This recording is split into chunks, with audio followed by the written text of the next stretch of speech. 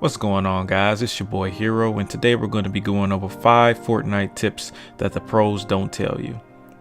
Now, before we begin, I do have to say that I am not a pro at this game, but I am aspiring to be one.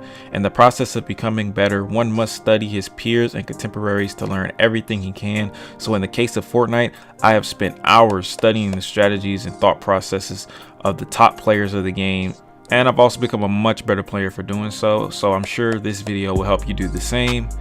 But enough about me. By the way, follow me on Twitch. But enough about me. Let's start with tip number 1. Keybinds. Keybinds are key to this game. If you're like me, you probably use the scroll wheel to go from slot to slot. I used to do that.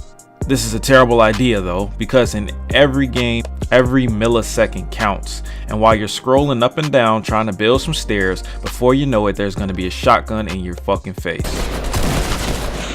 So just go to the settings menu and set keybinds for every single key as shown here.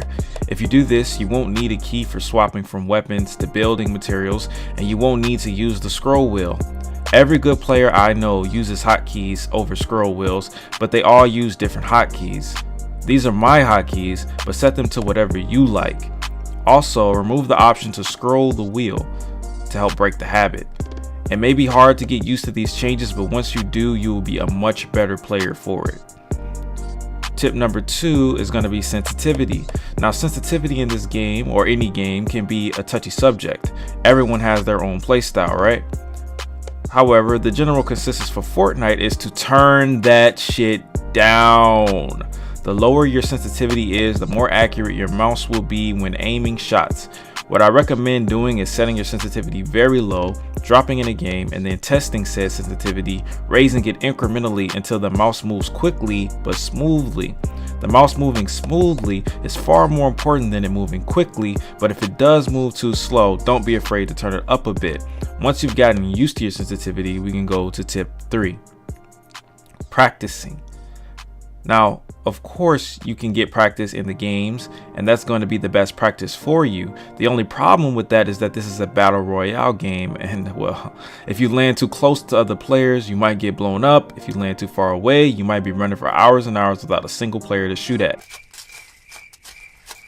That's not going to help you, but what will help you is practicing your tracking. Tracking is your ability to keep your reticule on a target. In order to practice this, find a tree or a wheel or a light to focus on, take aim at it, and move around while your reticule is on it. This will train your muscle memory to know how much your hand needs to move to keep a target in place.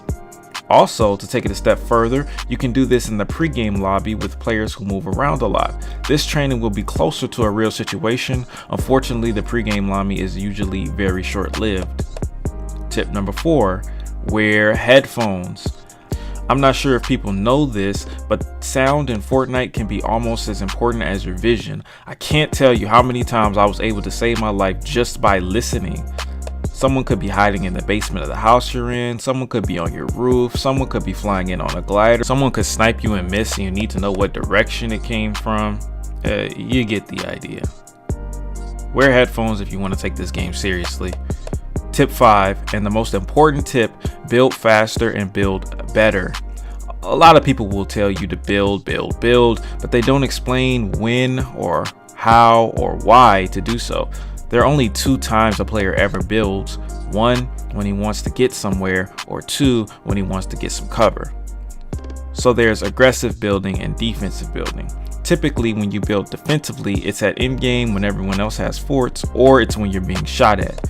If you're getting shot and you have no idea where it's coming from, you need to be quick and build walls all around you and then figure out where the shots are coming from. If you know where it's coming from, you can build like this, just make sure you do so in layers. Now let's say you're building aggressively. Now the first priority to aggressive building is altitude.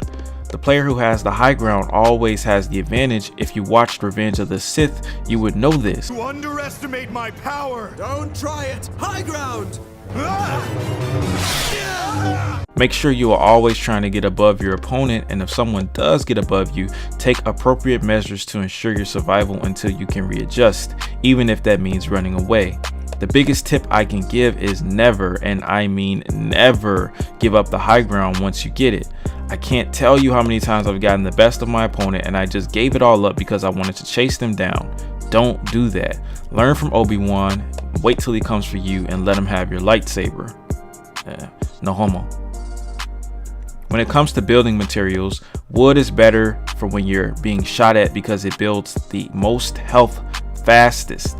Brick is better for when you have time to build layers but are still in a fight, and metal is best for when you have time to fully let the metal grow, which is usually when you are in game or just building a fort when there's no one shooting you at the time.